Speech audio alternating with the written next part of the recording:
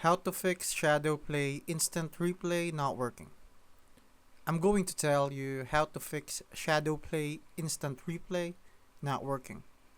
First, make sure GeForce Experience and your nvidia drivers are fully up to date. Outdated software is the most common reason Instant Replay fails. Step 1. Open GeForce Experience and go to the Drivers tab. Click Check for updates and install if needed. Step 2. Alt+Z to open the overlay. If nothing happens, go to Settings, General, and make sure in-game overlay is turned on. Step 3. Go to Privacy Control and enable Desktop Capture. This is crucial if you're not gaming in full screen. Still not working? Try turning off and on Instant Replay.